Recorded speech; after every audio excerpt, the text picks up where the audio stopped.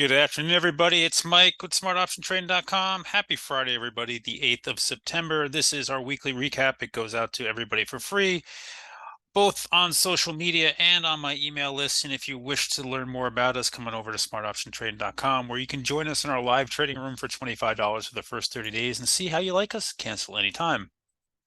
Let's talk about this week. This week was a typical, in my opinion, first week of September. It's a short week.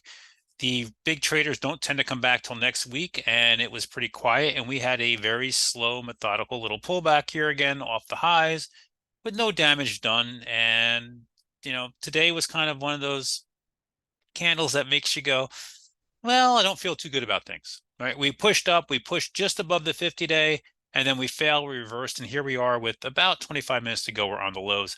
I want you to notice volume is extremely low today. We're at 43 million shares traded with about 24 minutes to go. There's not a heck of a lot going on here. Let's go through some things here, and then we'll talk about the week and what we did. On the Qs themselves, very similar, holding in slightly better. The IWM, quite frankly, has been a mess and continues to be, right? Not looking too good. The diamonds also, I don't know why TOS does that. Also very weak, not looking too good here. See if we can get this to hold. The financials, yeah, I don't know. The financials here also coming back down to the 200-day, not doing anything. Energy remains strong, just, breaking out here. Crude very strong. That's been the trade. When you look what else is going on out there, Valero breaking out to new highs on this range here. You have Chevron also breaking out today, came back in. ExxonMobil breaking out. That's where the trade was today. And then there were some big tech names today that were very good in this week. Microsoft, again, trying to break above the 50-day, broke the top of the range, came back in. Amazon has shown some incredible strength the last 2 days, trying to break out. Big bounce off the 50-day there. Google also continues to show some very good strength here, trying to get back up to the recent 52-week high. Meta has been just a mess. Tried to break out yesterday, came all the way back in, reversed again today, came down. Not trading well at all. Apple. So Apple is in the middle of a massive news event cycle. So it's been hit by news over and over again out of China. If you're not paying attention, China is in the process of banning iPhone use by government employees, or not just in the government, but also in anybody associated with the government. So they're basically starting to try to phase out the iPhone. The other news going on there is Huawei has a new phone that they're calling an iPhone killer that evidently has technology they should not be able to have in it. It has 7-nanometer chips in it that was produced by China Semiconductor, and there's going to be a major investigation on this, which leads us into the semis. So Apple's under pressure. Apple does have next week on Tuesday their iPhone 15 event. That will be probably a pop and drop on it, but we'll see. But realize what's going on there. Let's take this into the SMHs and the semis. The semis got hit this week, and there's going to be a big investigation on how this technology got into China's hands. How did the components get there? How did the equipment get there?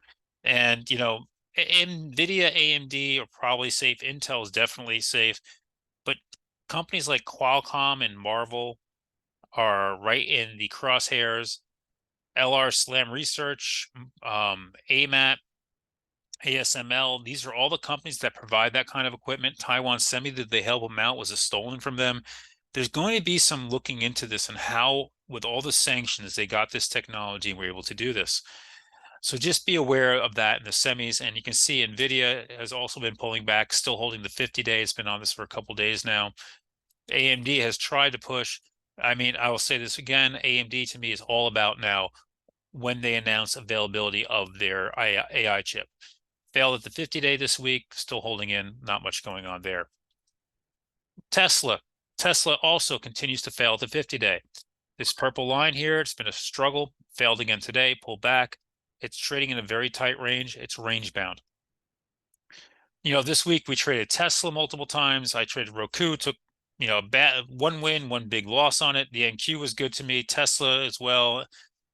Meta gave a nice trade this week. There's a lot going on out there, but really right now this market is very sleepy. You have to be careful. We go into next week. It's our first full trading week of the month of September. Volume typically comes back in. We have CPI and PPI on Wednesday and Thursday. I think I have those reversed on the dates. Friday starts Rosh Hashanah, and the old Wall Street adage is sell Rosh Hashanah, buy Yom Kippur. Yom Kippur is the following weekend. Just keep that in mind. And in that week between, we have the Fed decision. There's no Fed speakers for the next 2 weeks, and there was much rejoicing. So with that said, a lot to go over there with you guys. And to recap, I hope you all enjoy it. I hope you guys have a great weekend. I'm going to do charts tomorrow. Sunday is football. And I wish you all a great weekend. I'll catch you in the room, hopefully all of you, listening to this on Monday morning.